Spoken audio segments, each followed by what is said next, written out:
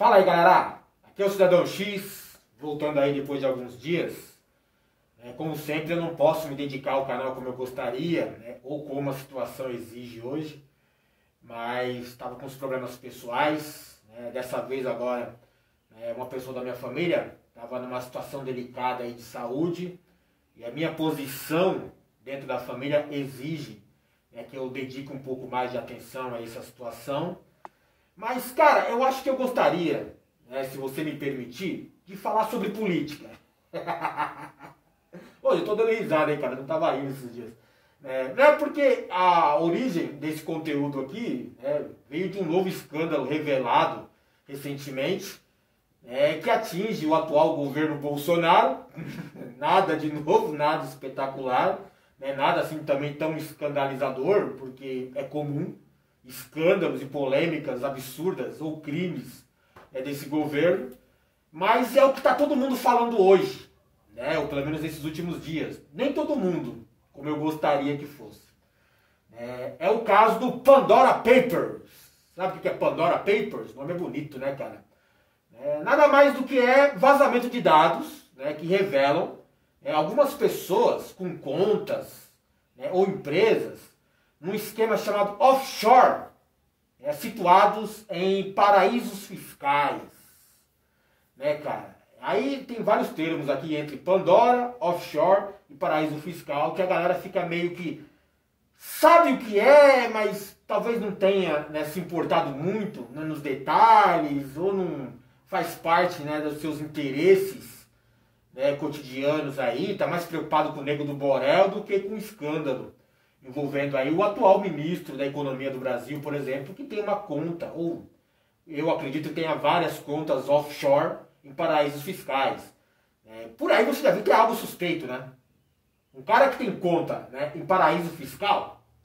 O que é um paraíso fiscal, galera? Paraíso fiscal é digamos que um estado ou um país que tem uma legislação financeira, digamos assim, um código de conduta dos bancos deles, que não exige muito do correntista, digamos assim.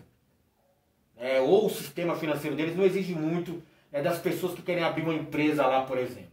Então não tem muita fiscalização, não tem muita burocracia, eles não estão muito preocupados com o volume suspeito de grana, muito menos com as pessoas suspeitas movimentando essas granas. Ninguém tem que saber a origem do dinheiro. Eles ganham assim na questão do volume. O volume de grana nesses paraísos fiscais é tão grande que, por mais que eles tenham impostos menores e pouca burocracia, atrai tanto bandido, tanto canalha para trabalhar, para operar nesses paraísos fiscais, que eles compensam na questão de menos impostos, mas o volume é muito grande, então gera muito interesse. Tem muita gente participando desse esquema. Pandora Papers, galera. Papers é de papel, vocês já sabem. Pandora. Pandora, eu acho que certamente deve ter a ver com o mito de Pandora. Porque a caixa de Pandora, que vem do mito grego lá, era uma caixa onde estavam contidas várias maldades que não existiam ainda no mundo criado por Zeus. Aí Zeus cria a primeira mulher, que seria Pandora, e fala para ela guardar essa caixa. E aí ela guarda a caixa e ele fala, não abra essa caixa, mas não diz o que tem lá dentro. E aí a porra da mulher curiosa vai lá e abre lá a caixa lá, o jarro, como em alguns pontos do mito descrevem, e todos os males do mundo escapam de lá de dentro e o mundo vira essa zona que é hoje. São coisas que não podem ser contidas depois de reveladas. Então são coisas ruins que estavam ali. Pandora Papers são papéis com essa referência da caixa de Pandora. Eu lembro que um tempo atrás também teve um Panama Papers, mas a gente já fala sobre isso aí, porque tem muita relação. Sobre a questão do offshore, eu acho que o termo em inglês quer dizer ao longo da costa. Foi isso que eu li aí, procurando saber. Mas o que você tem que entender ali, o que eles querem realmente dizer, é que é por fora. Tá? Então tinha muita gente no passado aí que abriam empresas offshore, ou contas offshore, por fora do seu país de origem, para burlar na fiscalização, para ocultar patrimônio, para cair, né, o nível de suspeita sobre a movimentação financeira, a origem da grana, né, o esquema do paraíso fiscal. Então os caras operavam nesses paraísos fiscais através dessas contas offshore, empresas offshore. Coisa que ninguém quer saber como que funciona. O cara rouba muito dinheiro aqui no Brasil, por exemplo, como os políticos fazem, e o cara quer comprar, por exemplo, um jato ou um iate. E vai pegar mal se ele comprar direto no nome dele. Até o laranja também pega mal, porque também tem a questão da transferência, impostos, pode ser ligada a ele. O que ele faz? Ele abre uma empresa offshore, no paraíso fiscal desse, com todas as vantagens que ele já está procurando, e ainda mais a questão de esconder a sua manobra financeira ali criminosa, porque não dá para saber quem é, não dá para saber a origem da grana, ninguém quer saber de nada. Faz parte do esquema deles lá. Então o cara usa uma empresa offshore para comprar o tal jato ou o tal iate.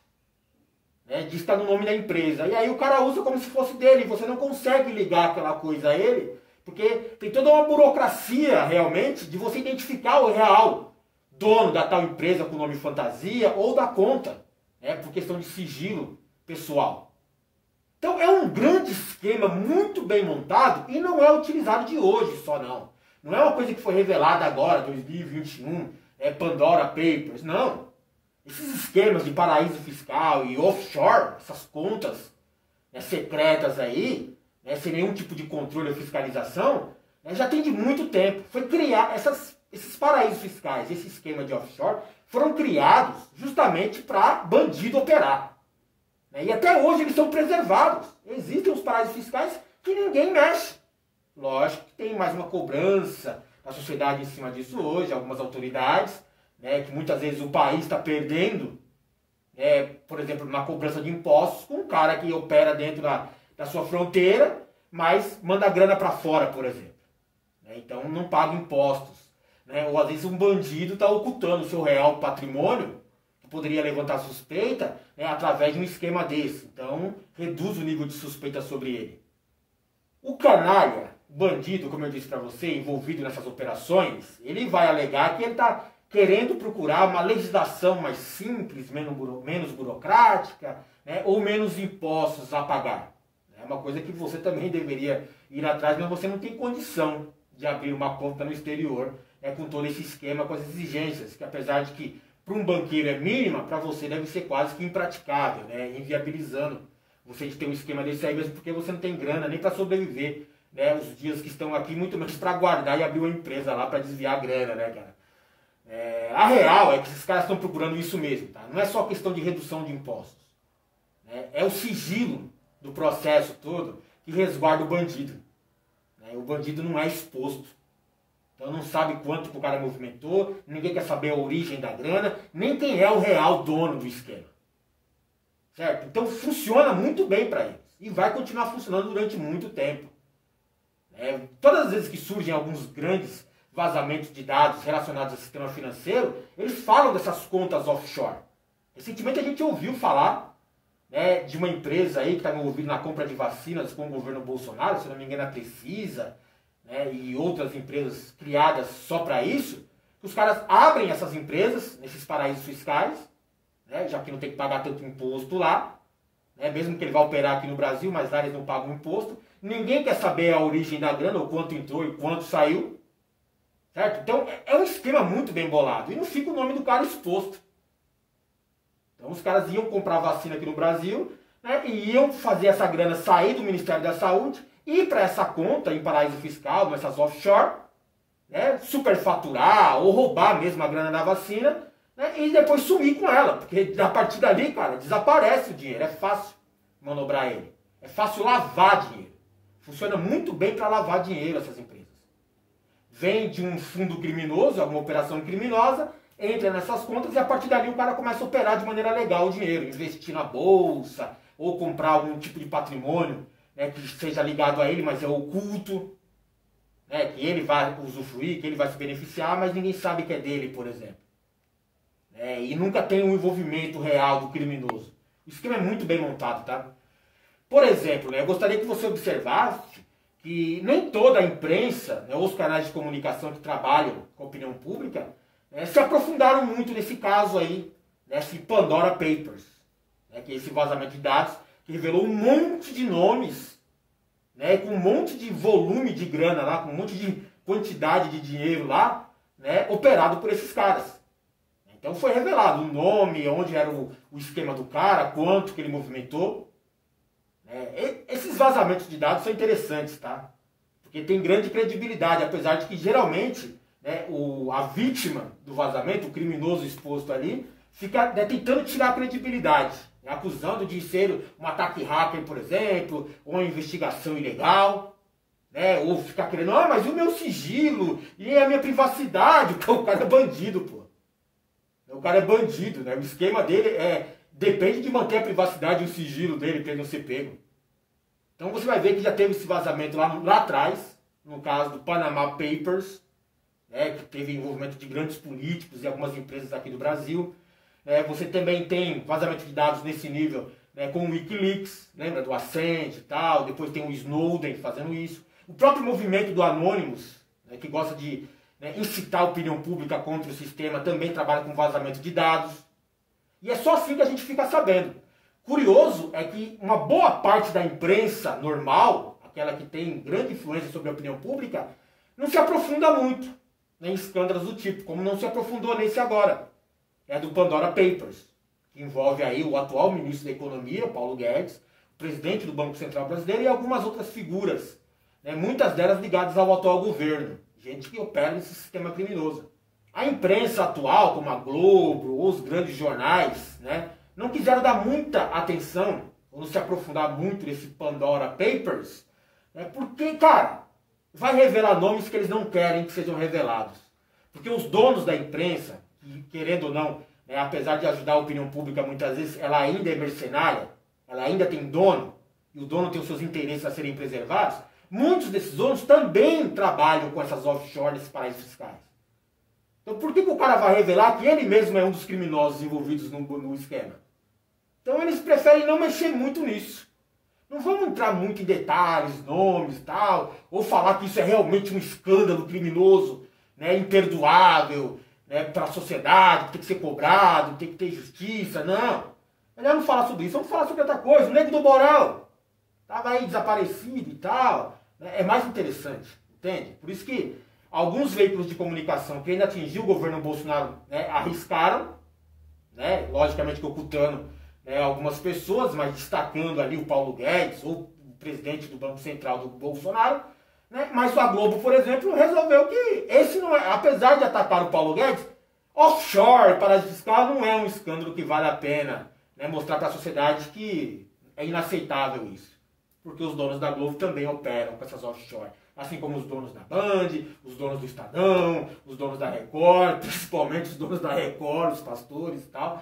Né, eles trabalham muito com esse esquema, cara. Lavagem de dinheiro, ocultação de patrimônio, né, evasão de divisas, né, sonegação de impostos. Né. Cara, mas cara, esse negócio de Pandora Papers, né, me lembrou o Panama Papers. Foi o mesmo esquema de vazamento de dados, né, envolvendo aí algumas informações recolhidas por uma empresa de advocacia do Panamá, que revelou ao mundo, né, quebrou o sigilo, né, desses bandidos nessas operações, né, e juntou lá datas, né, desde 1970 até 2016. E aí surgiram várias figuras, né, do esquema mundial de autoridades, inclusive brasileiros. Eu lembro que na época tinha muita gente ligada, né, ao PMDB, eu acho que eu lembro do nome do Cunha, Edson Lobão, né, e eu acho que também tinha gente do PSDB, com essas contas offshore, até hoje esses caras continuam com esse esquema. Tá?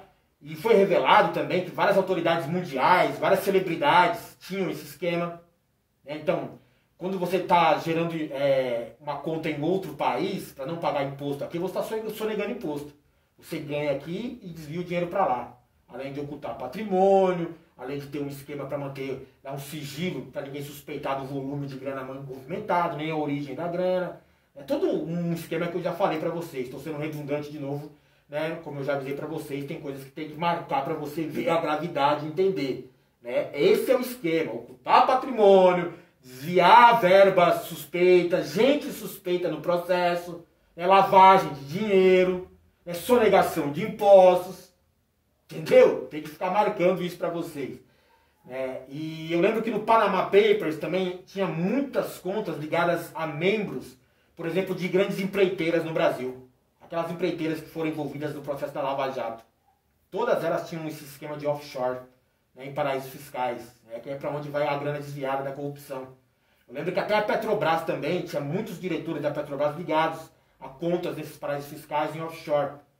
Porque até 2016 ali tinha um grande esquema, né, do PT com o PMDB. Né, um grande pacto com o demônio, ou um acordo, entenda como quiser, onde o PT, para ganhar a eleição, se submeteu a algumas exigências do PMDB na época do Temer. Então o Temer entra como vice e em troca, né, o PT deixou, né, por exemplo, que o PMDB governasse a Petrobras. E aí entra gente como o Eduardo Cunha, né, o Renan Calheiros, operando bilhões de reais ali em corrupção. Então o PT tem culpa, não foi porque o PMDB roubou a Petrobras, que depois a gente ficou sabendo e tal. Não, mas é o PMDB, não, o PT tem culpa. Era parte do acordo. O PT sabia que o PMDB ia entrar lá para roubar.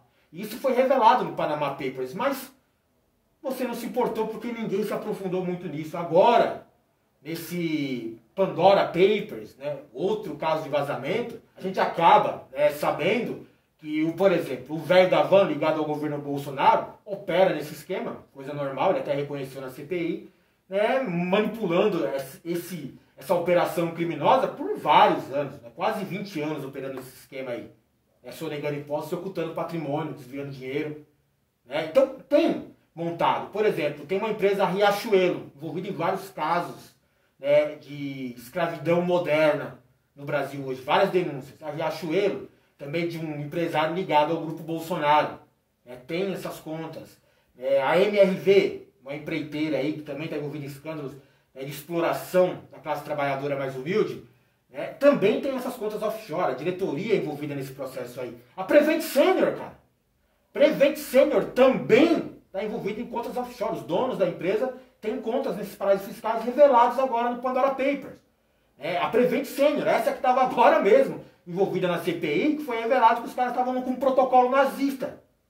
De experimento com cobaias humanas, que não sabiam da sua condição de cobaia, que foram sacrificadas com remédios ineficazes, para garantir um apoio político, obrigando os médicos a trabalharem nessas experiências, mas ocultando a orientação da empresa, essa obrigação da empresa, esse assédio que a empresa fazia sobre os funcionários, dizendo que eles preservavam a autonomia do médico, mas indiretamente obrigavam o médico a operar com esse kit precoce, kit Covid. E depois, para esconder todo o esquema, eles simplesmente fraudavam os atestados de óbito. Estou retornando a isso, estou sendo redundante porque eu já falei isso em outro vídeo, porque, cara, é absurdo. Se você não acha isso um dos casos mais escandalosos envolvendo o governo Bolsonaro ou a pandemia, você não entendeu direito a coisa.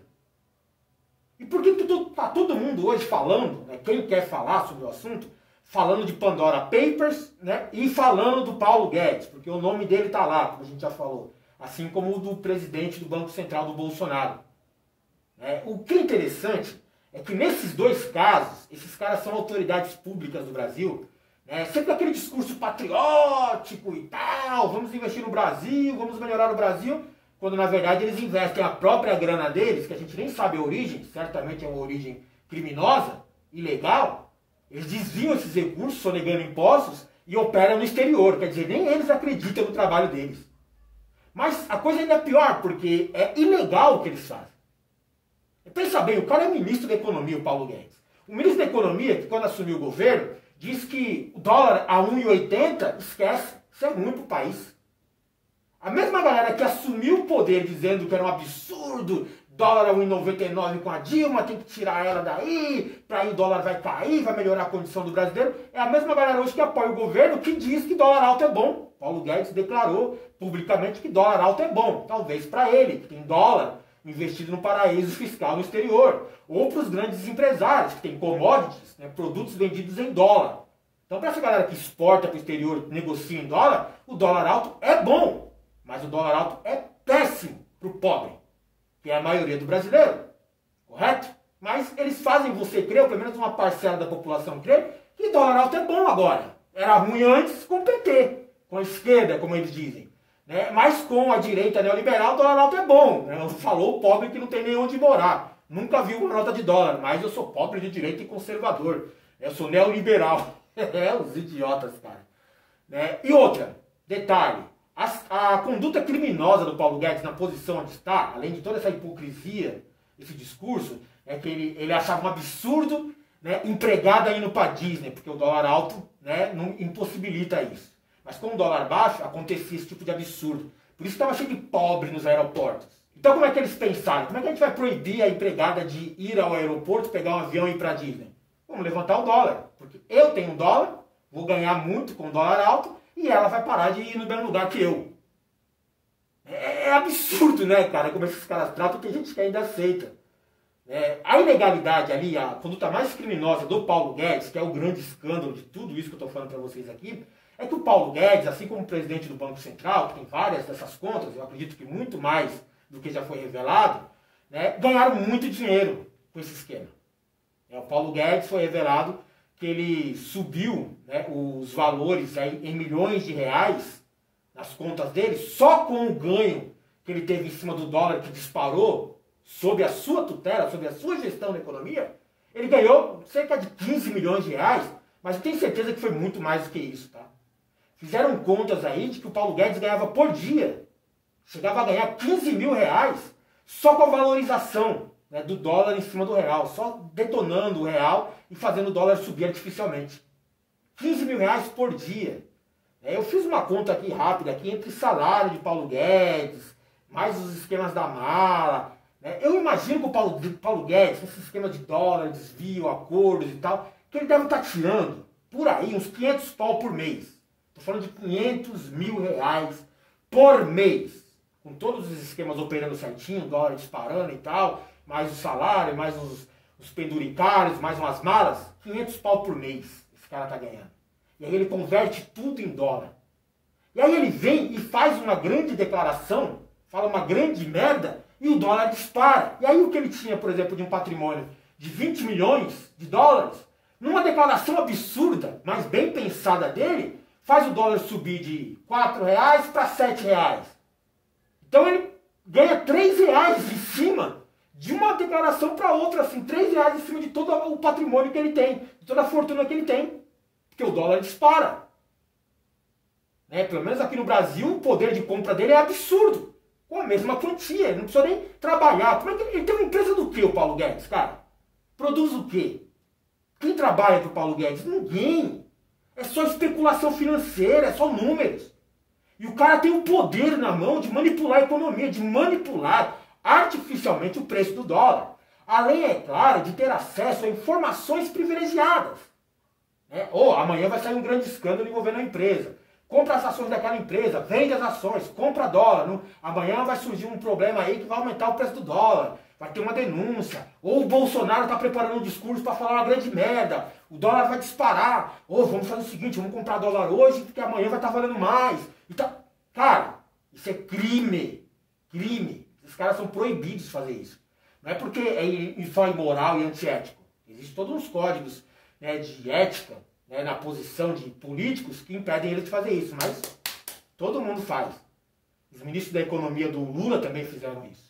Do FHC também fizeram isso. Do Temer, todo o esquema do Temer, né, do PMDB, sempre fizeram operar nesses esquemas aí. E o Bolsonaro não é diferente, o Centrão não é diferente. Então ninguém quer investigar nada, entendeu? Ninguém está nem preocupado. Judiciário, ministro do STF, todo mundo tem essas contas. E eles controlam a polícia, controlam a fiscalização, controlam o Ministério Público. Então, quer dizer, ninguém quer investigar, ninguém quer saber quem tem, de onde tem, como é que funciona.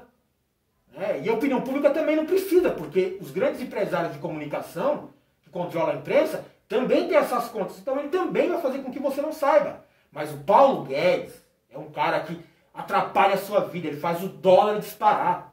Numa canetada, numa merda que ele fala no microfone, ou num esqueminha que ele sabe aqui que o presidente vai fazer, ou ele incita o presidente a fazer. Que o burrão faz lá, uma declaração numa live, por exemplo, e no outro dia o dólar dispara aí 2, 3, 4, 5, 10%. E aí a grana do cara que era um X hoje, amanhã é 2X. Do nada, assim. E o cara ganha cada vez mais. Ele sabe que vai disparar amanhã, ele compra mais hoje. E ninguém consegue pegar esses caras. Entendeu o escândalo envolvendo? Jamais o ministro da Economia poderia trabalhar dessa forma, cara. o presidente de um banco central, os dois com o poder de manipular artificialmente o preço do dólar, fazendo ele disparar, como eles vêm fazendo. O próprio Paulo Guedes falou assim, se eu fizer muita besteira, o dólar vai chegar a R$5. E ele fez muita besteira propositalmente. Não é só esquema neoliberal para favorecer empresários. Ele fez de propósito, ele fez o dólar disparar de propósito, e hoje a gente tem certeza, tem a comprovação que foi para benefício próprio. Só para aumentar a fortuna dele. Mas o Paulo Guedes, cara, esse esquema de escola de Chicago, neoliberalismo, não é só isso não, tá? Não é só isso. A gente vai falar sobre o Paulo Guedes num outro vídeo aqui, porque senão aqui vai ficar muito extenso, tá? Valeu!